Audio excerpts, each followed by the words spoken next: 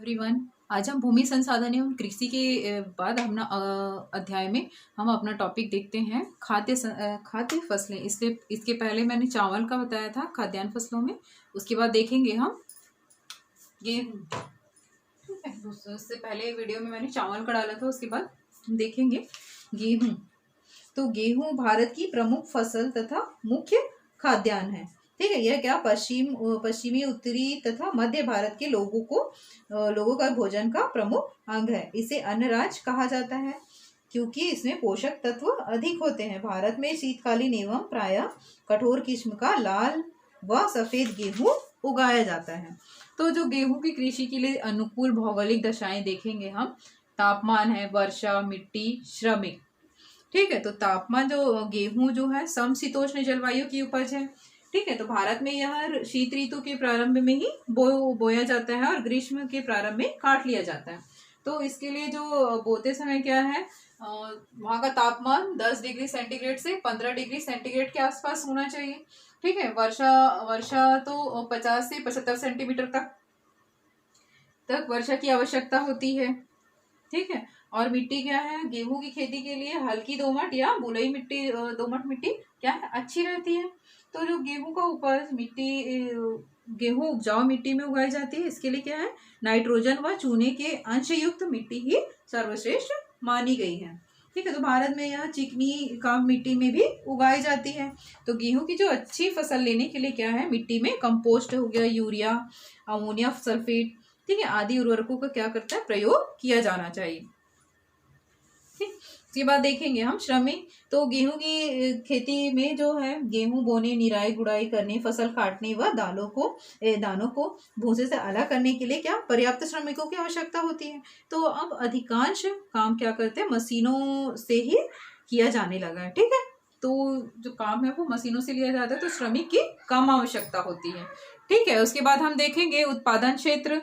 तो गेहूं का जो उत्पादन क्षेत्र है वो उत्तर प्रदेश राज्य, पंजाब, मध्य प्रदेश, हरियाणा, गुजरात, महाराष्ट्र, बिहार तथा राजस्थान राज्यों में मुख्य रूप से क्या गेहूं का उत्पादन किया जाता है। उसके बाद हम देखेंगे ज्वार। ज्वार खाद्यान्न फसलों में ज्वार के लिए क्या होता है, 25 डिग्री सेंटीग्रेड से 30 डिग्री सेंटीग्रेड तापमान की आवश्यकता पड़ती है ज्वार की खेती के लिए। ठीक है, और वर्षा लगभग कितनी वर्षा की आवश्यकता होती है, 55 सेंटीमीटर वर्षा की आवश्यकता होती है। और मिट्टी में लाल, पीली, दोमट, जलोढ़ मिट्टी आदि इसमें ज्वार की कृषि की जा सकती है। ठीक है, जो ज्वार का जो उत्पादन क्षेत्र है देखते हैं, महाराष्ट्र हो गया, मध्य प्रदेश, आंध्र प्रदेश, गुजरात, तमिलनाडु एवं उत्तर प्रदेश और राजस्थान राज्यों में जो है ज्वार की खेती की जाती है। उसके बाद हम देखेंगे बाजरा। तो बाजरा क्या है, निर्धन लोगों के लिए भोजन तथा पशुओं के लिए चारे के रूप में प्रयोग की जाने वाली फसलें हैं। तो बाजरा की उपज के लिए 25 से 30 डिग्री सेंटीग्रेड तापमान तथा 40 से 50 सेंटीमीटर वर्षा इसके लिए हानिकारक होती है। ठीक, तो उत्पादन और वितरण देखते हैं। यह हमारी कुल कृषि भूमि के 7% भाग पर उगाया जाता है। तो प्रमुख उत्पादक राज्य है गुजरात, राजस्थान, उत्तर प्रदेश, महाराष्ट्र। ठीक है, इसके अतिरिक्त कहाँ, आंध्र प्रदेश में भी और तमिलनाडु, कर्नाटक, हरियाणा, पंजाब तथा मध्य प्रदेश में भी बाजरे की क्या की जाती है, कृषि की जाती है। ये तो हो गया बाजरा का। उसके बाद हम देखेंगे मक्का।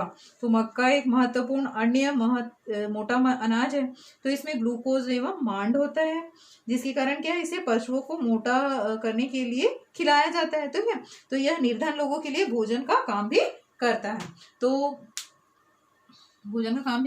इसकी उपज की जो दशाएं हैं, ठीक है, मक्का के लिए 21 से 27 डिग्री सेंटीग्रेड। ठीक है, मक्का की उपज के लिए 21 से 27 डिग्री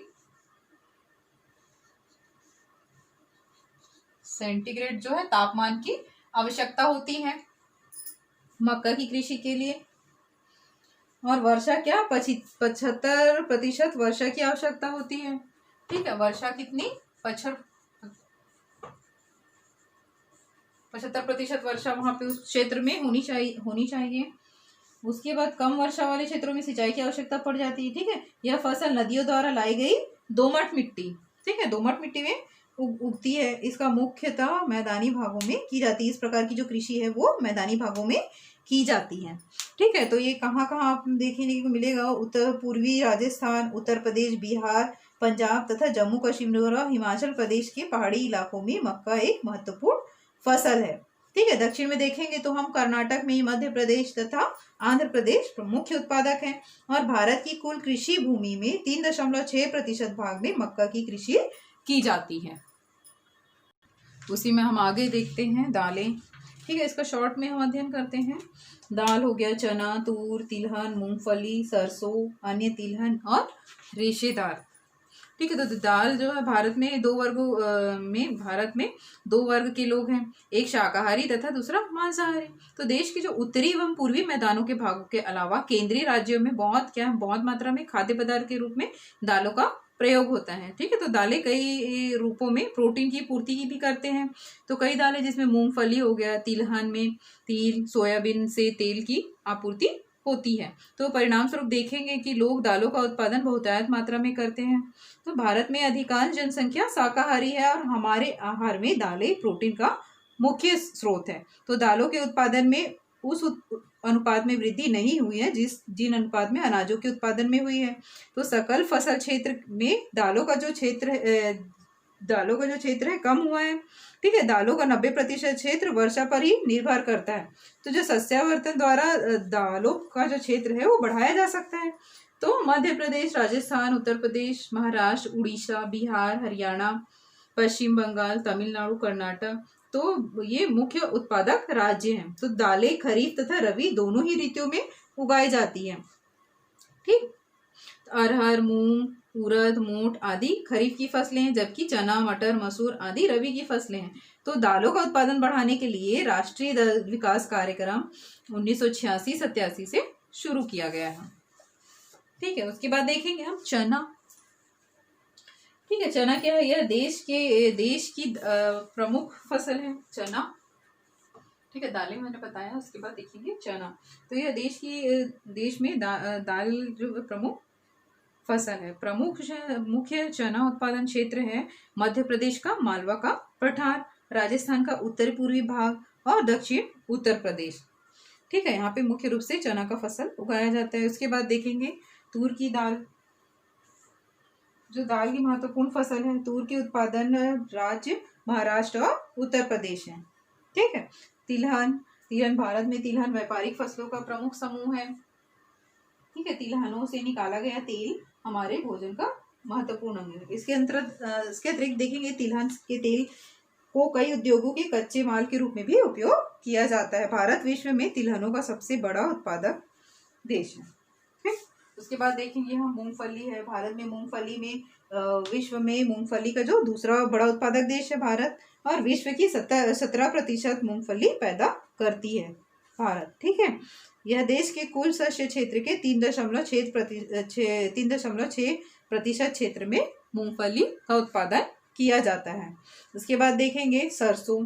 जो सरसों में राई, सरसों, तोरई, तारामीरा आदि कई तिलहन सम्मिलित किए जाते हैं। ये उष्णकटिबंधीय फसलें हैं जिनकी कृषि भारत के मध्य व उत्तर पश्चिमी भाग में रबी मौसम में की जाती है। ठीक, परंतु सिंचाई की सुविधा में विकास, अच्छे बीजों के प्रयोग तथा प्रौद्योगिकी के विकास के कारण इसके उत्पादन में वृद्धि हुई है। तो तिलहन देश के कुछ जो शस्य क्षेत्र हैं केवल 2.5% भाग में ही बोए जाते हैं। ठीक है, तो ये इन फसलों में प्रति हेक्टेयर उत्पादकता हरियाणा तथा पंजाब में अपेक्षाकृत अधिक है। और इसका प्रमुख उत्पादक राज्य है सरसों का उत्पादन राज्य उत्तर प्रदेश, हरियाणा, पश्चिम बंगाल तथा मध्य प्रदेश है। उसके बाद अन्य तिलहन के अंतर्गत हो गए सोयाबीन तथा सूरजमुखी भारत के अन्य महत्वपूर्ण तिलहन है। सोयाबीन क्या अधिकतर मध्य प्रदेश व महाराष्ट्र में बोया जाता है, और ये दो राज्य मिलकर क्या करते हैं, देश का लगभग 90% सोयाबीन पैदा करते हैं। सोयाबीन की फसल का सांद्रण का कर्नाटक, आंध्र प्रदेश तथा इससे जुड़े हुए महाराष्ट्र के भागों में है। तो देश के उत्तरी भागों में भी यह एक गौण फसल है, लेकिन सिंचित क्षेत्रों में इसका अधिक जो उत्पादन है वो किया जाता है। ठीक है, उसके बाद हम अगले वीडियो में देखेंगे रेशेदार फसलें। ठीक है, खाद्यान्न फसलें देखा, उसके बाद हम देखेंगे रेशेदार फसलें अगली वीडियो में।